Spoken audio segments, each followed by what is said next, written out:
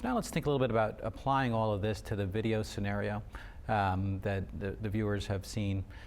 We have a situation here that unfortunately is not so unusual. A student shares a password with another student for a social media account. Is that surprising? Not surprising at all, especially from our end of law enforcement. Not even law enforcement, it's just, I don't know if it's a rite of passage, but students feel bonds and friendships by sharing passwords, which, let's take away the whole student thing. Passwords, adults and students alike should not be sharing passwords. All that information, there's a reason there's a password on there. There's private information. Absolutely, sharing a password is just asking for trouble. Yeah, but it creates a really difficult challenge because here you have what looks like somebody, like in our video, someone saying some very hurtful things online. So the comment that we had in this particular scenario, student says, somebody said, "Real women say yes. Guys are easy when you're easy, especially Aaron with his quote-unquote special GF Lori." Those are some pretty terrible comments that were being made, and it looks like a particular student, Chloe, made those comments. Now the viewers of the video know that Chloe didn't do it, but as an investigator, that would be a really challenging case, wouldn't it? It would be challenging because you want to know who actually wrote that type of stuff, and is that something that Chloe, when you look at cases too, and you look at what people have said, is it, is that the norm? So for Chloe, is that things that she would say? Is that the type of background, the family she comes from, the people she hangs out with? Sometimes those are going to be clues right off the bat of, this is out of character for that person. So you can tell right off the bat, something's not right. Yep. So in this video, we do see a teacher who comes across Chloe walking to, and she sees that Chloe is very upset about this whole incident that occurred. And the teacher, in one version, we show good and bad versions of how to get to the truth. In one version that's not very good, the teacher tries to be reassuring and says, I know you, Chloe. I know you wouldn't do something like this. I'll make sure the principal knows you wouldn't do something like this. Talk a little bit about that, how a teacher or another staff member might have that really strong feeling and they believe a student, and some of the problems that could come up there. Right. What you don't want to do is start putting thoughts in their head that because there's a chance that maybe Chloe did do it. You don't want to prejudge. We're prejudge. We're at the very beginning of this investigation. What you want to do is be as objective as possible, and not to start giving into Chloe and say, well, you wouldn't do these things or whatever. What you want to do is you want to bring the student down, let the investigation happen. You don't want to start tainting the investigation and putting it in her head, because what if Chloe didn't do it? What if she actually did do it and now she's getting people to buy into it? What you want to do is you want to be as objective as possible and not start putting your thoughts and feelings and projecting what you feel it should be, because that's not good for an investigation. Yeah, so in the better version of the video, we do see that same teacher reassure Chloe that the principal is very fair and will do a thorough investigation. And talking to the principal and taking the time to explain everything the teacher knows about the situation. So is that a better approach to reassuring a student? Yes, the principal is going to be fair. Absolutely, that's absolutely fair. The way you want to handle investigation. When you bring them down, you can, if you want to, prep them ahead of time and say, you know what, this person's a fair person. We're gonna get to, we're gonna find out what's going on. We're gonna talk to. We're gonna take our time in the investigation. Yep. That's the proper way to handle investigation. And also too is you're establishing the credibility of the person that you're going to be handing the student off to. That the credibility is there, because again, think about it. That person that's coming down through who's been in an emotional state, they want to see the person across them. Is this person going to give me a fair shot? Are they going to listen to me? You as the interviewer have to put yourself on as someone trustworthy and someone why they'd want to cooperate in your investigation and why they'd want to feel comfortable. And it's a short part of the video, but we do have a quick scene where we see that Chloe is given the opportunity to do a written statement before she's interviewed. Chloe's currently writing a written statement. As you said before, that's really important. That is very important, because what happens is if you take the statement afterwards, you're just recalling what was said, and they can go back and forth. Yeah. By taking the statement ahead of time, the person's clear their thoughts, and it's what we call like an untainted statement. A lot of times, and school administrators can probably attest to this, is that you give a statement and a parent comes in and says, you coerced my student into giving that statement, or you told them what to write. You can send them, Mr. or Mrs., this statement was taken before we even discussed the case. We didn't even talk about it, and this is where they had a chance and opportunity to say. So again, we want to take those statements from everyone, the witness, victims, and accused, before we discuss the case. Have them give a statement, and then you base your investigation based upon what was written in there.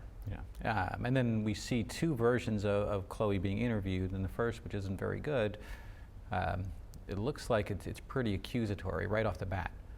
How could you have done this? You better fess up. So do we lose a student when we come in sort of with that sort of accusatory tone? Absolutely. If you put the student on the spot and you're putting them and you did this, again, think about it. Why would the person want to cooperate in the investigation when they came in, there's something traumatic happened to them? They're already in an emotional state and now they're being attacked by the interviewer. There's no chance that the student's going to want to confess. Think about the way you want to be treated. You're being accused of something, you're being told, you're going to shut down right away. And what's going to happen is now the investigators is going to now be complex. Why aren't they cooperating with me?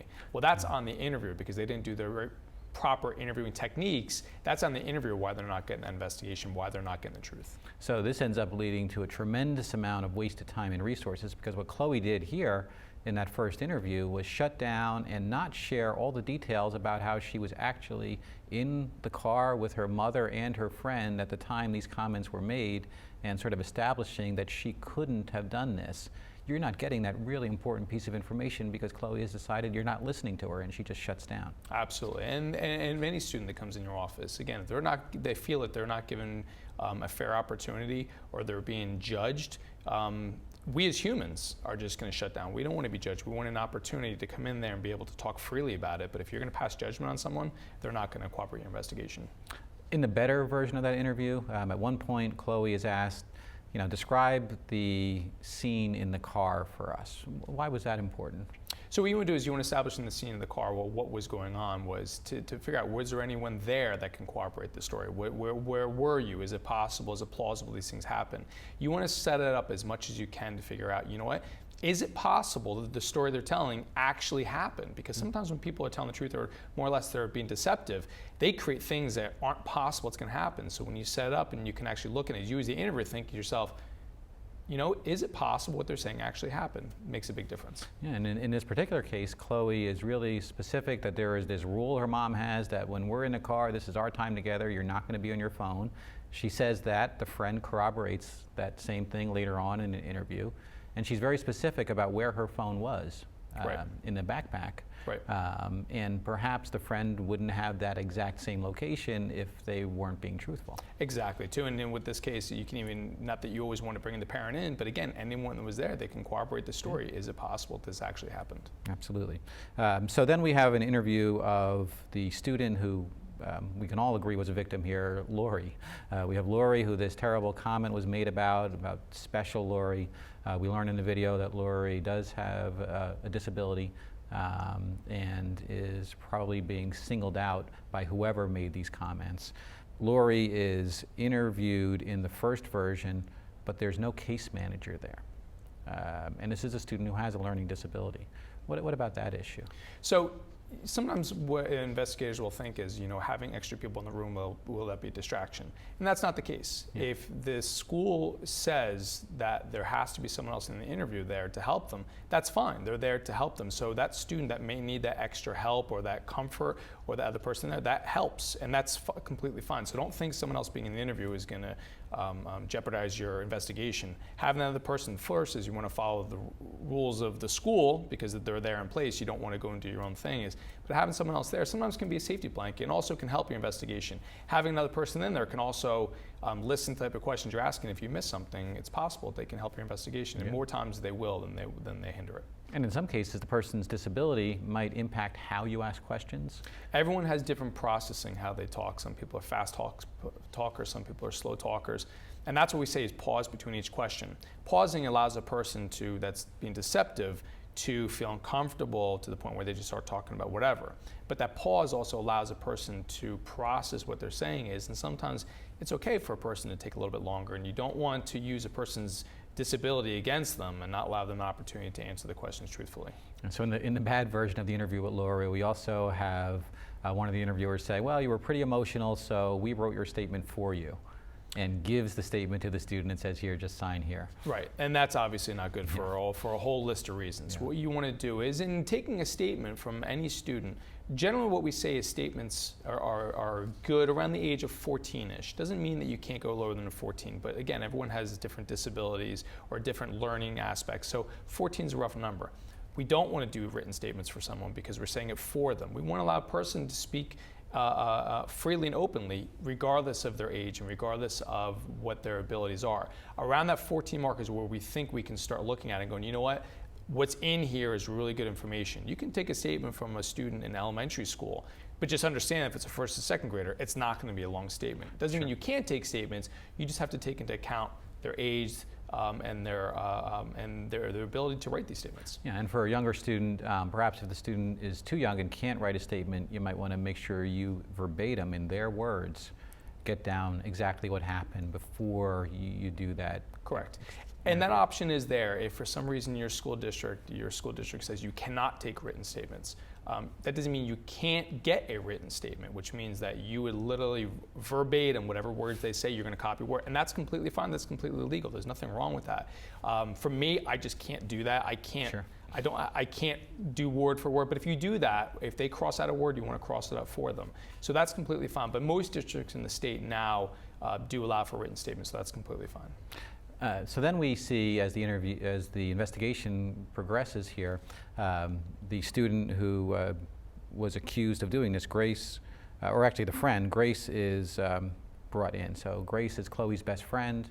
Grace is the student who learned about Chloe's password. She knows she did something wrong in sharing the password, but she isn't actually the one who engaged in any kind of bullying. But in the first version of the interview, she ends up shutting down too, because she's told by the interviewers, you know, what were you thinking? How could you have done this? When we come in with that attitude, kids who might be willing to cooperate might shut down. Right, and that's the case too. Is sometimes you talk about these witnesses. You know, sometimes they feel they're a witness and they're not a part of it. We don't want to treat witnesses as accused unless the ample evidence exists of it. So you have a person that might come in your office that's willing to cooperate, but because of the way they're treated, the way they might feel like they're not going to be treated well, now they might shut down, they might change their story. So again, you want to furnish that opportunity in your interview and have it all set up that they feel that they can and they want to be able to cooperate in the investigation. Yeah, and in the better version of the interview with Grace, we do say, listen, you know, if you did share passwords, I understand this is not, you're not the first person in the world to do this. Right. So kind of lowering that fear. Right, and that's what you want to do too, is when you talk about fears of people, is for them to understand, because you think about it, you're every given day, depending on what your position in the school, you deal with either student code of conduct or HIB. For you, it's just work, and it's another case you're working on. But for students, sometimes when they walk in there, maybe they've never done this before, and they think something horrible is going to happen if they confess to it, when they realize that, you know what, there might be some type of consequence, but it's not the end of the world. And remember, they're young people too, so they don't see the bigger picture. They see the here and the now, and they think right now, if I tell the truth, what are all the possibilities that could possibly happen to me? Well, if you explain, you know what, there might be and don't lie to them. There might be a consequence. There probably will be a consequence, but it's not what you're thinking the consequence is going to be. Mm-hmm. We do have a brief interview with Donna, the student who was in the car with Chloe, to just corroborate the details.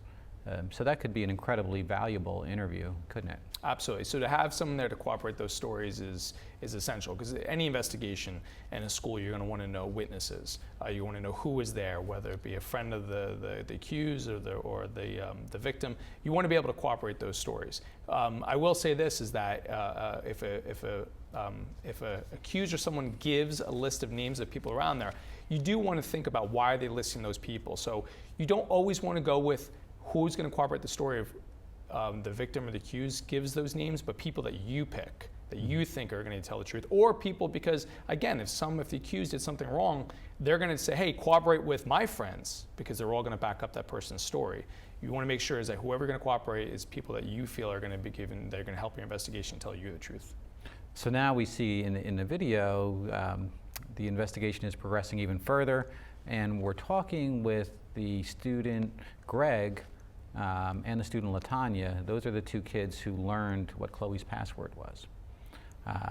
And you know, when we're talking with LaTanya about that, we do find out that there was this other student, Greg, who also knew the password. What do we do with those kids? Because perhaps, you know, they feel, uh-oh, you know, I'm in trouble now. I've learned this password. Now I'm going to be the target. For LaTanya, she didn't do anything wrong. How do we lower her fears? So what we want to do is we want to explain to her that, you know what, that you might have been a part, there might be some, you're intertwined in the investigation, what's going along, but to understand, you know what, don't allow other people's influences to dictate what you're going to do in life. But people can easily be done that. I mean, before they get to your office, before people come down and do the investigation, you have to ensure that they're not getting their story straight. And more importantly is, the people that are being accused of it aren't trying to get people allies on their side, and maybe they're using bullying techniques to say, when you go in there, you better tell them the story that I tell you. You have to be careful about those type of things. And when you get people in there that are willing to cooperate, don't bring in a group of to interview their witnesses, because the person next to you, the student next to you, could be kind of looking over saying, you need to say what we cooperate outside. So you definitely want to make sure that when you speak to them, that it's done individually. And when you're done with your witnesses or your interviews or your accusers, you don't put them and have them talking and cooperating stories back in your office. You want to send them on their way. You want to be able to think about an investigation. You interview one person at a time. When you're done, you don't allow them to start talking and to get their story straight. But even more or less is to allow a person to bully them into giving a statement that the accused, when they did something wrong, now corroborates their story. Yeah. So then we see the interview of Greg, and Greg is in a really challenging spot. He is friends with Chloe, so he was told this information. He's also friends with Hunter, a boy who had asked Chloe out. She had said no. Hunter was really upset about it. So we learn here that Greg is the one who shared Chloe's password with Hunter. But before we learn that, we do see a few telltale signs. At one point, Greg is asked whether he knows Chloe's password, and what does he do? He repeats the question.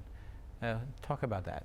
So it's a typical stall tactic we think about. When someone asks a question and they don't want to tell the truth because you're asking a yes or no question, what people will do is they're going to repeat the question. And by repeating the questions, they're stalling in their mind. They're thinking of, well, how can I properly answer this? So when you ask somebody a question, they ask the question back, or some type of stall tactic, or you ask a question and they start going on about something else not related to the investigation, is in their mind, they're trying to think of an out. How do I get out of this situation? And they need time to process it. So any type of stall tactic, whether it be asking a question, or more importantly, is you ask a student to come down to your office and it's been a half hour and they haven't come down yet, that's the same idea. It's a stall tactic. And the stall tactic is directly related to deception and a person not wanting to cooperate or tell the truth. So after that tactic doesn't work, now we see Greg start to get a little bit defensive. He says at one point, well, why wouldn't I tell the truth?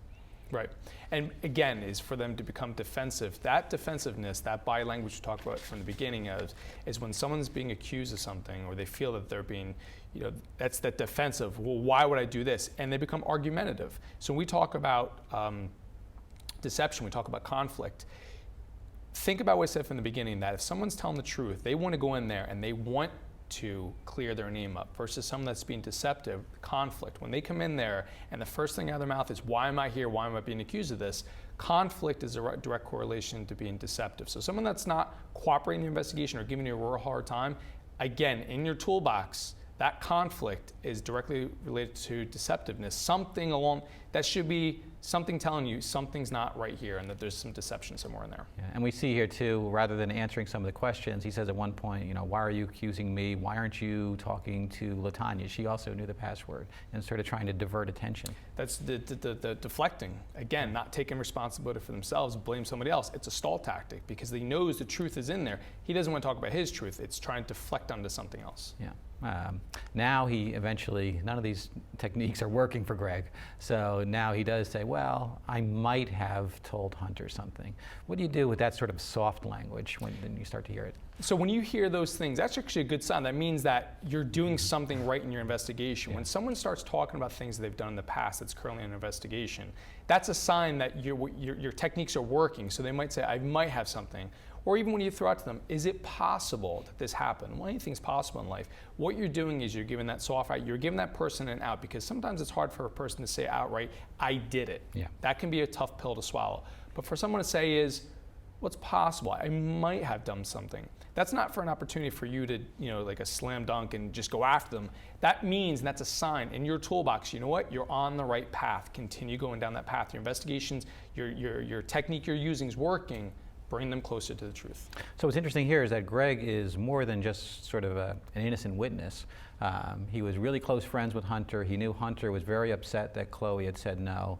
So at one point, he's asked, well, what did you think would happen when you shared this information? And he angrily says, well, that's his business, not mine. That doesn't ring very true, does it?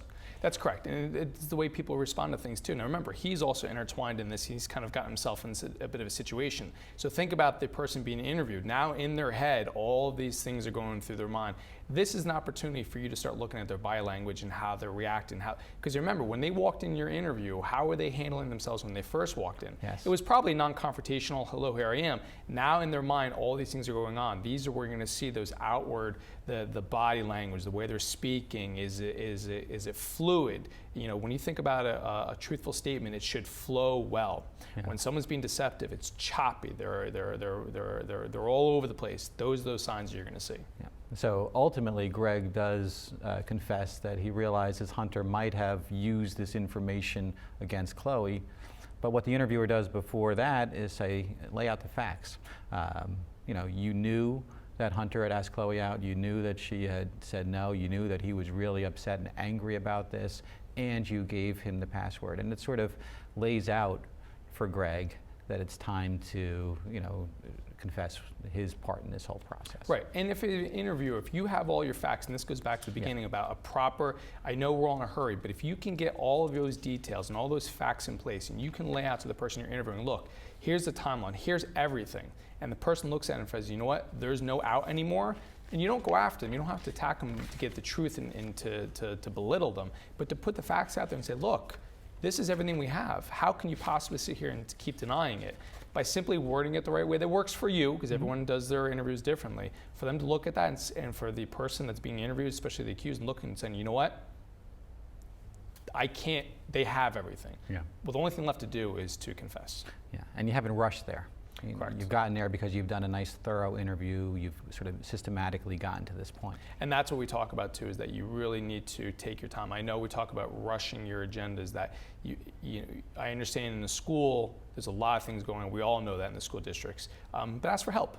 You know, if it's a big district and you have a lot of cases, ask for help from another building if that's possible, or ask for help from somebody else. Make sure you have those plans. And these aren't things that you want to do as the investigation's happening. This is before the school year started. What do you have in place? Who is your team? Because there's going to be times where you need to rely on your team to get these cases done. So we see through this video pretty early on that Hunter has become a potential suspect, that he might have been the one who did this, but we don't interview him until last. Does that make sense? It does. You typically, your order of your interviews, you want to typically, you're going to speak to your victim, your accused first, because I'm sorry, not your accused. You want to speak to the person that's that's been through the experience. Yeah. If it's your victim, did something even happen? Because you might hear rumors in a school that something's going on. But why would you go speak to the accused right away? You want to make sure you speak to the victim first. You want to find out from them, and also reassure them too, everything's going to be okay, because there's going to be times where they're very emotional. There's going to be times where maybe the victim has been through such a bad experience they need to go to the nurse's office or speak to a counselor, and that's completely fine. Next, you want to go is to your witnesses, and the witnesses that you pick. You decide that you're going to be on the ones that are going to cooperate the story, the ones that you trust, the ones you feel are going to give the best statements. And then you are going to interview the accused very last. Now, some people might think, well, that person might have time to get their story straight or whatever. That's fine. But if you take your time and do the right order and interview that person last, you have all your facts in place. Yeah. Generally speaking, hold off on interviewing that person until you know as much as you can about that case. And it's possible you might already know the answer. You just need the person to confess to it. The idea is that properly ordered interview and putting the accused last is the proper steps to take. So we see a number of classic techniques that Hunter tries when he's being interviewed as well. Early on in the interview, he's asked, did he talk to Chloe the morning that this incident occurred? And rather than answering the question, he said, why did someone say something? And so is that a surprising technique? No, again, it's for them to, when they're asked a question, what they've done was they've avoided your answer. They've avoided giving you an answer for the reason is, well, why is it that person? Because now they realize that, you know what, they're on to me. They know I've done something wrong. Maybe they're looking for their next move, which is going to be not cooperating here, but is someone else needs to pay for it. Instead of taking responsibility, I want to know who did this. In the back of their mind, you may not see this, you're going to see the outwardness, you're going to see the lack of engaging, you're going to see all these type of clues. Again, that person's having that struggle inside of how to properly cooperate in the investigation. And again, it's another stall tactic. And as the interview progresses, we then see that there are witnesses that the school district is aware of, and Hunter at one point realizes that at least some of the comments he made in the hallway were overheard. So now he says, "I was only kidding." Right, and people will do all the time is that if something were to happen, is to say, well, it was taken out of context. That's not what I meant. It's not what you meant, but what you actually said. And that's what we talk about, is that what they're trying to say is, again, now they're realizing, you know what, they're on to me. They're realizing that, you know what, the truth is coming down the road. Well, that's not what I meant, and they heard it wrong. What they're doing is they're slowly starting to give in to the process. It means you're onto the right type of questions. You at least have them engaged in the conversation. But they want to confess. You need to just keep furnishing an opportunity for them to confess. Yeah, and saying "I was only kidding" is sort of an implicit confession that you actually did. It is. What they're saying is they did something. They Yes. just don't want to own up to exactly. And when we talk about wording, how people say things is, you're not always going to get a person that's going to come out right and say, I did it. They're going to talk about maybe a little bit what they did, and that's fine. That's part of your investigation. There's going to be times where you have to make a judgment call based upon what they say. You may not get a person that's going to outright say they did it. Based on the totality of your circumstances and based on the totality of the investigation, you're going to have to make a decision. Mm-hmm. So at one point during the interview, we have the interviewer saying, "Listen, I know it's difficult when you put yourself out there and ask someone out, so I would understand if you were upset." That's not condoning what Hunter did, is it? No. What you're saying is you're trying to have that empathy towards it. You're trying to put themselves, again, what we're trying to do is, any investigation is when somebody starts going along with the process is you want them to feel that, maybe what they said isn't the right wording, what they wanted to say, but you're bringing them along the process. You're getting them closer to actually telling the truth. Yeah. At another point, Hunter seems to be testing the interviewers. He's asked, what specifically did he say or do? And he says, "Well, what do you know? Why don't you tell me what you heard first?" Right. So when it goes to questioning, one of the things we try to stay away from is leading questions. Yeah. Because what happens with a leading question is you're asking a question, you're dictating where the answer is going to go. So when he says, "Why don't you tell me what you know?" Well, what he wants to see is, what do you know? Because if you only know so much information, he's only going to confirm facts that you know. You don't ever want to give away your what you know about the investigation. You want to ask those open-ended questions, and you don't want to. And there's a possibility when a student comes in and says, "I don't know why I'm here," you might have to say, "Well, we're talking about a specific incident," but don't tell them the whole incident. We're talking about the incident happened yesterday at 2 o'clock, and leave it at that. Mm-hmm. But if you talk about the whole thing, well, now maybe the student came down and was going to talk about something else, but now is talking about only what you wanted to talk about. So you want to refrain them as leading questions. You don't want to, in that particular case, the student's now dictating the investigation, and that's not how it's supposed to be. And as he's getting closer to finally confessing, he does express his fear of punishment. He says, "No one will understand, my parents sure won't." And Right. Certainly that's not an uncommon fear, right? No, it's not uncommon, and that's actually a good thing. For people to have that fear and to feel like they did something wrong is a good thing. But for them to understand and say, well, my friends are going to disown me, whatever, yeah. Talk about it. This is what we say from the beginning, is that we want to have a conversation with these students. We don't want to sit there and just ignore the issue at hand. If a student, stops talking about the case, but then talks about their parents, and that's part of your interview. That's part of, well, if I tell you what I did, all my friends are going to hate me. Well, you need to start talking about it and saying that, there might be some issues with your friends for a little bit, and start going through what are the processes like counseling 101. You want to talk about it because that's a real fear. And if he's or she is not willing to cooperate in the investigation because of that fear, remember, we only lie for 1 or 2 reasons, mm-hmm. You have to lower that fear for them to finally cooperate. Now, in this particular video, of course, we do ultimately end up with our confession. In real cases, we don't always get there. We don't always have the student confessing to what they've done. Should a school administrator or an anti-bullying specialist doing an investigation feel comfortable reaching a conclusion even without a confession? And that happens a lot too, especially in law enforcement, is we don't always going to get a confession. Ideally, you're going to want to know why it happened, especially with HIV, because you're going to need to have some type of plan in place. Mm-hmm. But there's going to be times where you might have some type of a case that's so egregious that the kid is going to just take this with them and never possibly confess because they're going to lose a scholarship. Or again, some people are just going to roll the dice that they're never going to be caught.